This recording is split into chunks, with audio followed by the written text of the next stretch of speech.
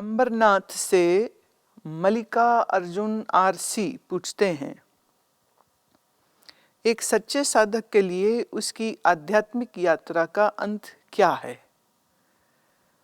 और अपने मन को अपना मित्र कैसे बनाया जा सकता है और सच्चिदानंद से प्रेम कैसे करें।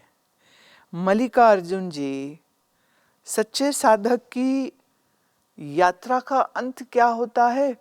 ये तो ऐसे ही हो गया, कोई पूछे गंगा से कि तुम्हारा अंत कहाँ होगा तो कहेगी गंगा सागर में। ऐसे ही साधक की आध्यात्मिक यात्रा का अंत कहाँ होगा? जहाँ साधक का मैंपन, क्षुद्र मैंपन उसी अनंत में लीन हो जावे, जहाँ ये एकत्व हुआ, शब्द से नहीं, हाइपोथेटिकली नहीं, मानसिक कल्पना से नहीं, अनुभूति से। फिर सब कुछ करना, जानना, जानने की इच्छा होना, ये सब का बाद हो जाता है। जब कुछ करना शेष न रहे, जब मन किसी भी हालत में अस्थिर ना होए, बुद्धि घबराए नहीं, मन डरे नहीं, चाह कोई हो नहीं, इच्छा कोई हो नहीं, लोभ कोई हो नहीं, वासना कोई हो नहीं, शांत चित्त हुआ और हम कौन हैं ये हमने जाना, बस बात खत्म हो गई। खेल तो इतना सा ही है। संध्या शर्मा कैलिफोर्निया यूएसए से पूछती हैं, मैं हर रोज़ योगासनों का अभ्यास करना चाहिए ऐसा आपसे हम बार बार सुनते हैं, परंतु इतने सारे आसनों में से कौन सा आसन या आसनों की क्या सीक्वेंस हो जो अच्छा स्वास्थ्य बनाए रखने के लिए हर रोज़ की जानी चाहिए? कृपया मेरा मार्गदर्शन करें। संध्या जी, उसके लिए तो बहुत अच्छा होगा कि या तो आप यहाँ भारत में हमारे पास आ जाइए, एक हफ्ते को 4-6 दिन को, तो कुछ सीक्वेंस आश्रम में आपके शरीर और शरीर की क्षमता और आवश्यकता को देखकर डिज़ाइन कर दी जाएगी। दूसरा ये है कि इस वर्ष 2016 में मेरा आना अमेरिका में हो रहा है एंड पॉसिबली अगस्त के महीने में, पहले शायद फर्स्ट वीक में लॉस एंजलिस में आनंद उत्सव 3 दिन का एक कार्यक्रम होता है, रेजिडेंशियल प्रोग्राम, जहां आप वहीं कहीं आसपास में रहेंगे। मॉर्निंग 10 टू इवनिंग 5 मेरे साथ रहेंगे और वहाँ पर आपको आसनों के विषय में, प्राणायाम के विषय में, मंत्र के विषय में, ये सब चीज़ें सीखने का अवसर हो जाएगा। तो जो आपको अनुकूल पड़े सो आप करिएगा। और दूसरा सुझाव यह भी है कि अगर आना संभव ना हो सके फिलहाल, तो हमारी एक पुस्तक है, योग से आरोग्य, health and healing through yoga. आप उस पुस्तक में दी गई सीरीज़ को अगर सीख के, फोटो देख के आप कर सकें तो बहुत अच्छी बात है। पर मेरा ऐसा मानना है कि जब तक सामने से टीचर अपनी उपस्थिति में हमें सिखाए और हम सीखें आसन, तभी अच्छे हो सकते हैं। मोहित जीरकपुर से पूछते हैं, ऐसा कहते हैं कि संत के पास अपनी इच्छा से जन्म लेने की स्वतंत्रता है, परंतु यदि हम इतिहास देखें तो अधिकतर सूफी अपने समय के शासकों द्वारा सूली पर चढ़ा दिए गए। अधिकतर सिख संतों को, गुरुओं को अपना जीवन युद्ध भूमि में बिताना पड़ा। उनकी इतनी बुरी परिस्थितियों को उन्हें क्यों झेलना पड़ा? प्रश्न आपका कुछ थोड़ा सा उलझा सा लग रहा है कि आपको ये क्लियर नहीं है कि आप पूछना क्या चाह रहे हैं। इसका एक हिस्सा जो आपने कहा कि सूफियों को, बहुत से गुरुओं को बहुत कष्ट झेलने पड़े, तो क्यों झेलने पड़े? कष्ट, दुख सिर्फ उसी को आते हैं जो उन कष्टों को झेलने के योग्य होता है। इसलिए प्रकृति किसी कमज़ोर को कभी दबाती नहीं है और जो सक्षम है परीक्षाएं देने की योग्यता भी उसी की होती है। तो सूफी है, संत है, कठिन से कठिन परिस्थितियों में भी वो बिना किसी तकलीफ के रह सकता है और वो उसका रहना बाकियों के लिए एक बहुत बड़ी उदाहरण बन जाती है कि इतने बड़े कष्टों को झेल करके भी उनके मुख से प्रभु प्रेम के गीत नहीं छूटते हैं। तो छोटी मोटी तकलीफ अगर किसी के जीवन में आ जाए तो वो डगमगाए नहीं, वो डोले नहीं। ये समझाने, ये सिखाने के लिए वह अपना जीवन हम लोगों के सामने प्रस्तुत कर देते हैं। बाकी रही बात संत अपनी इच्छा से जन्म लेते हैं, तो फिर वो अपनी इच्छा से पूरा जन्म दुख रहित, कष्ट रहित भी रह सकते हैं। ऐसा क्यों नहीं? अगर आपकी यह मंशा है तो संत कहते ही उसको हैं जिसकी अपनी कोई चॉइस नहीं है। जो हो रहा है ईश्वर इच्छा से हो रहा है, जो मिल रहा है वो ईश्वर इच्छा से मिल रहा है। ऐसी भक्ति, ऐसी भावना है तभी तो वो संत है। अगर उसे इसमें तकलीफ, उसमें तकलीफ, इसमें परेशानी, उसमें परेशानी अगर होती है तो निश्चित वो बहुत कमज़ोर मन का मालिक है। तो संतों के जीवन में कष्ट है, हम लोग ऐसा कहते हैं। उनसे पूछ करके देखिए तो वो हर कष्ट को ईश्वर के द्वारा दिया गया एक परीक्षा, एक एग्ज़ाम समझ के उसको वो झेलते हैं। और जैसे हर परीक्षा के बाद बच्चा पास होकर नई क्लास में चला जाता है, ऐसे संतों के लिए शायद ये परीक्षाओं का कठिन समय एक ऐसे एग्ज़ाम की तरह है जिसके बाद वो उत्तीर्ण होते हैं और बेहतरी होते हैं। और मन में अडोल रहना, इससे बड़ी कोई बात नहीं हो सकती है। परिस्थितियाँ अच्छी बुरी सबको देखनी पड़ती हैं। सुनामी, भूकंप, आतंकवादी हमलों में हजारों लोग एक ही समय पर मारे जाते हैं। क्या उस समय पर उन सब लोगों के कर्म एक जैसे होते हैं जिसके कारण उनकी ऐसी भयंकर मृत्यु हो जाती है? अगर कर्म के सिद्धांत के अनुसार देखें तो ऐसा ही होता है। जहाँ मारे गए लोगों की बात हम करते हैं तो वहाँ हमें ये भी सोचना होगा। ऐसे उदाहरण मिले हैं कि पूरा गांव बर्बाद हो गया और फिर मलबे के ढेर से 8 दिन बाद, 10 दिन बाद एक बच्चा एकदम स्वस्थ मिल जाता है, एक खरोच भी उसको नहीं आई है। उसके कर्म का क्या कहोगे? पशु पक्षी, जैसे सुनामी आया जब, तो बहुत से जो पशु हैं, बहुत से जो पक्षी हैं, वो उड़ करके अपने आप ऊंची जगहों पर पहुंच गए थे। क्योंकि पशु और पक्षी प्रकृति के ज़्यादा नज़दीक हैं, तो बिना किसी आउटर अलार्म सिस्टम के वो सेंस कर सकते हैं that they need to move to the higher places and they got saved, but yet some of the animals still die. ऐसे ही मनुष्य हैं, वह भी कई बार प्रकृति की ऐसी त्रासदियों को झेलते हैं। आतंकवाद है, युद्ध है, ये तो मनुष्यों की बनाई हुई त्रासदी है, डिस्ट्रक्शन है जिसे वो झेलते हैं। निश्चित ही कहीं ना कहीं कुछ तो जोड़ ऐसा रहता है, अन्यथा उस कष्ट को कोई मनुष्य भोगे क्यों? हम सब यह प्रार्थना करते हैं, सब हर धर्म के जो संत हैं, महात्मा हैं, भक्त हैं, अच्छे लोग हैं, वो हमेशा प्रार्थना करते हैं कि संसार में सदैव सुख रहे। सर्वे भवन्तु सुखिनः, सर्वे सन्तु निरामया, सर्वे भद्राणि पश्यन्तु, माँ कश्चित् दुख भाग भवेत्। लेकिन इसके बावजूद प्रकृति में जन्मना, मरना, बनना, मिटना, ये क्रम चल रहा है। तो कभी कभी कर्म के सिद्धांत को थोड़ा किनारे करके भी देख लेना चाहिए। इस प्रकृति में सब कुछ हमेशा स्थायी और स्थिर रहे ऐसा संभव नहीं है। प्रकृति में चेंज होता है, होगा ही। आपके अपने शरीर में करोड़ों बैक्टीरिया रहते हैं, लेकिन फिर एक ऐसा बैक्टीरिया आ गया जो रोग उत्पन्न करता है, तो आप क्या करते हैं? तब आप ऐसी दवा खाते हैं जिससे वो खराब बैक्टीरिया जो है वो समाप्त हो जाए।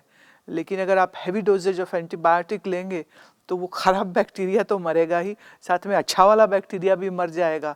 तो करना तो आपने अच्छा चाहा, लेकिन फिर गड़बड़ हो जाती है। तो जो समझदार फिजिशियन है फिर वो साथ में कुछ अच्छे एंजाइम्स लेने को कहते हैं। आयुर्वेद में तो खैर उसका दृष्टिकोण ही बिल्कुल अलग होता है।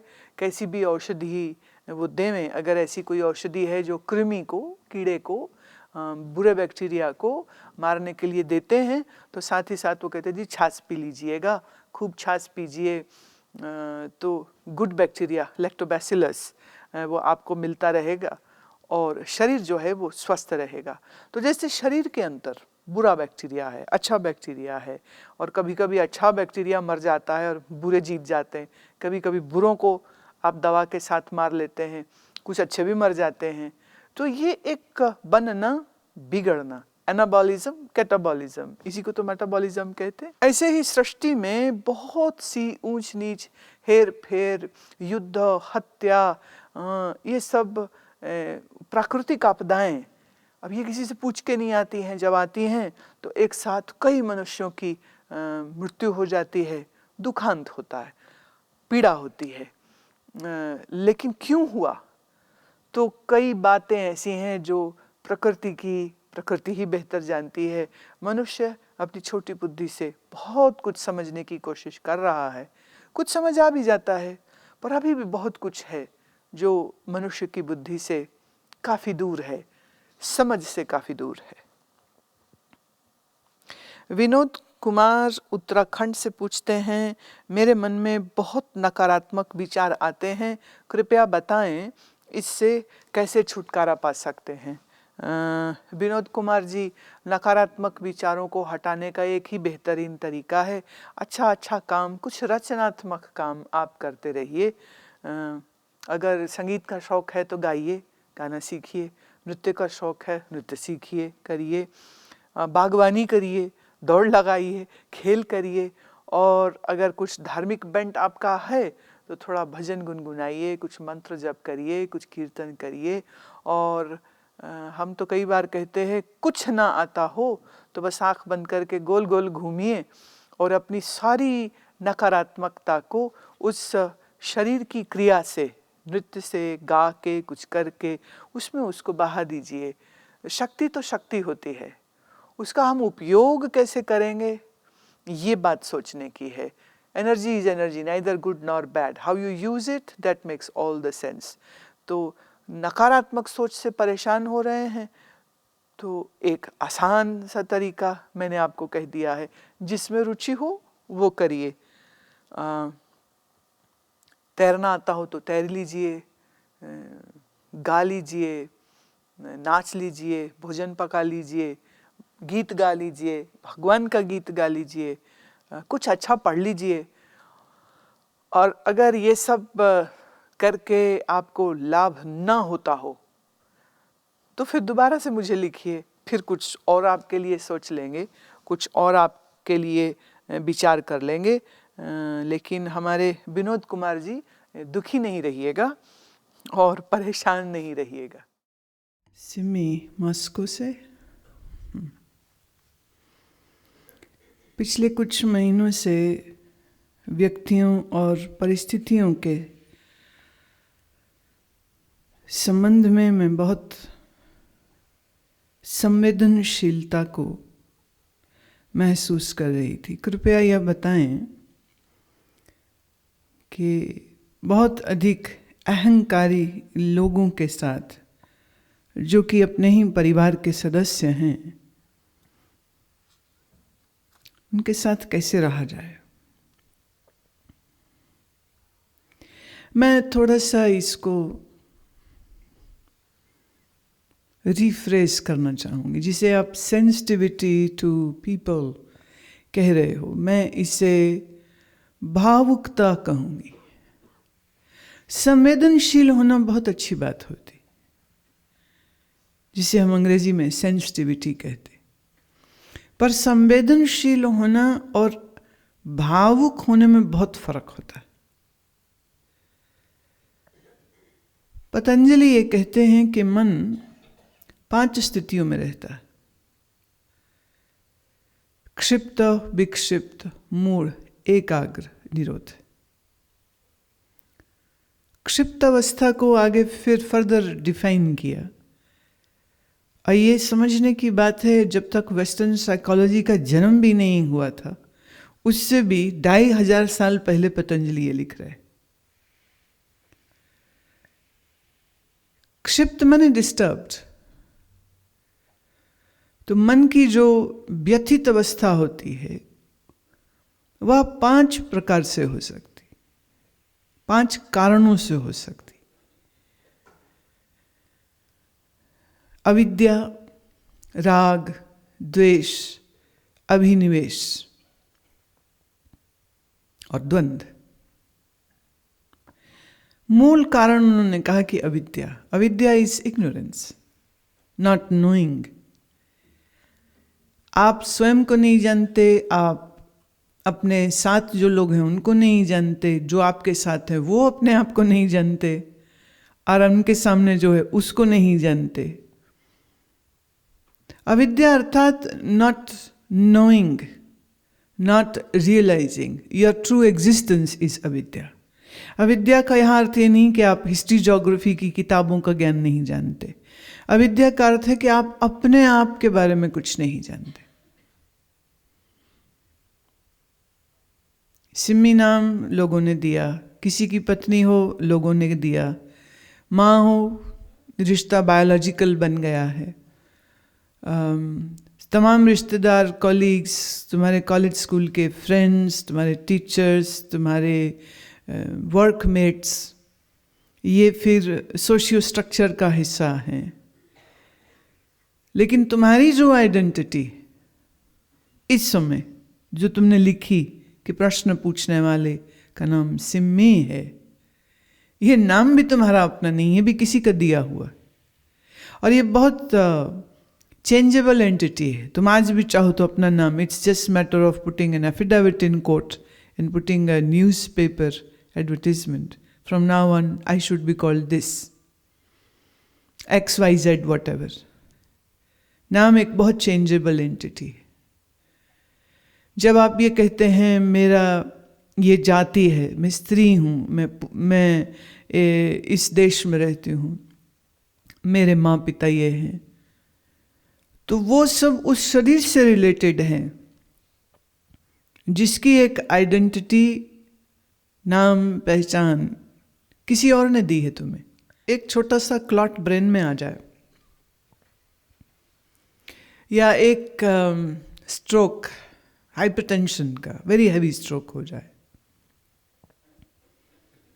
It can take away your memory. Alzheimer, Parkinson बीमारियां, dementia, these all lead to memory loss. तो जो आपने अपने आप के बारे में एक पहचान बनाई है या दूसरों के बारे में पहचान बनाई, वो सिर्फ एक न्यूरॉन के हिल जाने से सब हिल जाती।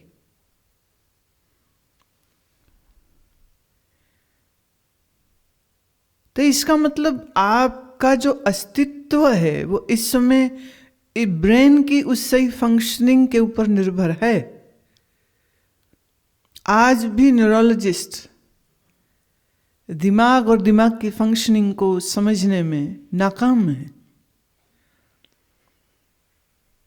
अल्जाइमर अगर किसी के जीन में है तो उसको क्या करें वो नहीं जानते।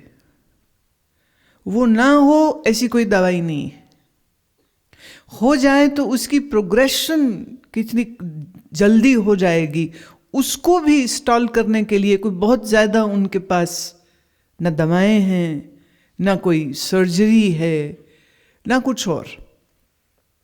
The best is they say we have to deal with it. But anyhow, जो आप अपने आप के बारे में आज समझते हैं या जानते हैं, वो सिर्फ एक इंफॉर्मेशन है जो दूसरों ने आपको दी और आपने उसे सत्य मान के अपने अंदर बैठा लिया। लेकिन मूल रूप से अपने आप की पहचान, अपने आप के अस्तित्व का ज्ञान, क्या हम सिर्फ शरीर ही हैं? क्या सिर्फ जो दिमाग सोचता है वही हम हैं? और दिमाग न सोचे, मैंने आपको क्लोरोफॉर्म सुंघा दे, बहुत हैवी सेडेटिव नहीं, एक सिंपल क्लोरोफॉर्म रुमाल में लगाओ, नाक पर धरो, तो सिम्मी को यही नहीं पता रहेगा कि वो सिम्मी है। और थोड़ा हैवी डोसेज दे दें तो शरीर के अंदर का कोई अंग निकाल लें, कि हम हाफ ऑफ द लीवर ले लें, एक किडनी ले लें, इवन एक लंग ले लें, कुछ भी ले लें अंदर से, और वापस समझे कोई ऐसा सुचरिंग हो जिसमें सीमलेस हो जाए कि बंदा देख ही न सके। Not possible yet. You'll have a scar, you'll have a pain. But say, by some laser thing or whatever, हम ये अंदर से अंग रिमूव कर दें, you will never know. As I was saying yesterday, that death is the biggest transplant surgery in which your whole body is taken away and a new body is given, which you call new birth happening. एक अंग नहीं निकल रहा, पूरा शरीर ही गया. जैसे बेहोशी में अंग निकला उसका ज्ञान नहीं है, ऐसे ठीक मृत्यु से पहले आई हुई गहरी बेहोशी में यह ज्ञान नहीं होता है कि शरीर ही चला गया. तो स्वयं को न जानना अविद्या है, और आपके सबसे ज्यादा दुखों का कारण भी वही है. अविद्या के बाद आता है राग, दैट इज अटैचमेंट. द्वेष, aversion. So you hate something and you are attached to something. जिससे आपका राग जुड़ जाता है, उसको कुछ हो जाए तुम दुख पाते हो, वो दूर हो जाए तो दुख पाते हो, वो टूट जाए तो दुख पाते हो, वो बीमार हो जाए तो दुख पाते हो, वो कोई चीज़ है कोई चुरा के ले गया तो दुख पाते हो. ऐसे जिससे हमें द्वेष है, हमें पसंद नहीं है और उससे डील करना पड़े, डिफिकल्ट. और फिर जिससे हमें नफरत होती है, हम कई बार ऑब्सेसिवली उसी व्यक्ति को अधिक याद करते. स्ट्रेंज. जितना अधिक आप अपने शत्रुओं को याद करते हो, आप उतना अधिक अपने मित्रों को याद नहीं करते हो. ये ह्यूमन साइकोलॉजी है. इसलिए अगर हम पुराण की इस कथा में जाएं कि जय विजय को जब श्राप मिला तो उन्होंने कहा कि या तो तुम्हें 7 जन्म लगेंगे.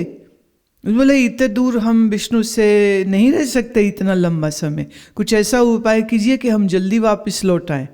हम विष्णु के द्वारपाल हैं, हम उनसे दूर नहीं रह सकते हैं.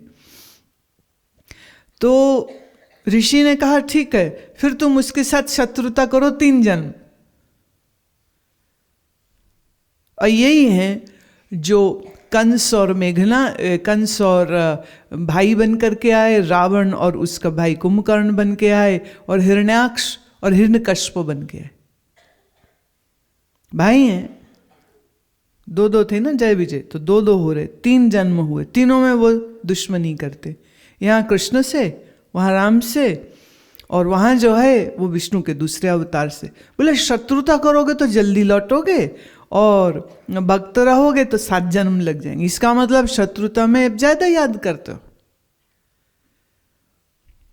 और फिर जिसके साथ आप टक्कर लेना चाह रहे हो उसके जैसी क्षमता और शक्ति बनाने के लिए फिर उतनी ही ज्यादा तपस्या भी करनी पड़ेगी. It is not easy to become a Ravana. You people out of foolishness are burning effigies of Ravana. Ravana was a great man. He was a great scholar, a warrior, an administrator, a king. He was a great personality. The only thing was कि उस जीवन का drama यह होगा कि वो राम से दुश्मनी करेगा, राम के हाथों मरेगा, तो यही उसकी मुक्ति है. इसलिए उसने राम से पूरी टक्कर ली है. जो छोटी बात है क्या? शिव भक्त है और तपस्वी है और ऋषि का पौत्र है. सो उसके पास बहुत सारे गुण थे. भाव यह द्वेष जो है ये भी हमें बांधता है. तो हम अपने अविद्या से, राग से, द्वेष से बंधे हैं. फिर अभिनिवेश. अभिनिवेश इज फियर ऑफ डेथ, मौत का डर. मौत के बारे में कुछ ज्ञान नहीं है किसी को भी, इसीलिए मौत को देखते ही लोग छटपटा जाते हैं कि ये क्या हुआ. Suddenly if somebody is young and dies without a reason or any illness or accident, tragic death, they call it tragic death, but death is just death. It is never tragic or never romantic. Death is just a death, it's an event. मृत्यु का भय बहुत बड़ा है, वो भी बहुत सताता है, वो भी बहुत दुख देता है. और फिर है द्वंद्व. द्वंद्व है कंफ्यूशन, डुअलिटी. अब आप लिखते हैं हमारे रिश्तेदार हैं वो, तो रिश्तेदार हैं तो कुछ लगाव है, पर चूंकि वो अहंकारी हैं इसलिए वो पसंद नहीं आते, तो हम उनके साथ कैसे रहें? हो गया ना द्वंद्व. ये करें ये ना करें, द्वंद्व आ गया. इसे रखें इसे छोड़ें, द्वंद्व आ गया. यहाँ जाएं न जाएं, द्वंद्व आ गया. तो ये जो कन्फ्यूशन है, डुअलिटी है, द्वंद्व है, ये भी मनुष्य के मन को बहुत दुख देता है. तो अविद्या, राग, द्वेष, अभिनिवेश और द्वंद्व, इनसे पीड़ित हुआ मन, उसके लिए संसार में सुख फिर है कहाँ? बड़ा मुश्किल, बहुत कठिन। तो ऐसे में एक ही बात बचती है। आप कहते हो कि मैं उनसे संवेदनशीलता से जुड़ जाती हूं, मैं कहूंगी नहीं, तुम उनके साथ भावुकता के साथ जुड़ जाते हो। अगर विवेकी रहो, बुरा बुरा है, अच्छा अच्छा है, तो बुरे से द्वेष की जरूरत नहीं, अच्छे से राग करने की जरूरत नहीं। पर जो रिश्तेदार तुमसे अच्छा बिहेव करते होंगे, उनसे मन तुम्हारा बंधता है। जो तुमसे अच्छा व्यवहार नहीं करेंगे, उनके साथ आपका मन कटता है और दूर जा नहीं सकते। जैसे से योर ओन हस्बैंड और योर वाइफ और योर चाइल्ड और योर मदर और your father is behaving bad, what will you do? बीवी को तो तलाक दे दोगे, माता पिता, सास ससुर का क्या करोगे? जेठ जेठानी, देवर देवरानी का क्या, अपने ही बच्चों का क्या करोगे? So you are bound to live with them. So you have to know, before accusing them of being egoistic, you have to see, maybe you are expecting too much. For example, नीम कड़वी है और आप कड़वी नीम से उम्मीद कर रहे हो ये मीठी हो जाए। How will that happen? नींबू खट्टा है और आप उम्मीद कर रहे हो नींबू आज ना खट्टा ना रहे, आज ये ना बिल्कुल शुगर जैसा मीठा, गुड़ जैसा मीठा हो जाना चाहिए। कैसे? Is it possible? There is no way. हाँ, तुम अपनी जीभ पे कुछ इलेमिनेशन करवा लो कि खट्टा खाओ तो खट्टा प्रति इतना हो, मीठा खाओ मीठा प्रति इतना हो। तो आप लोगों को बदलने का पूछते हो, लोग ऐसे क्यों हैं ये पूछते हो। मैं कहती हूँ लोग जैसे हैं वैसे हैं, आप उन्हें वैसा स्वीकार क्यों नहीं कर लेते? अब ये मुश्किल लगता है, पर सरल मार्ग यही है।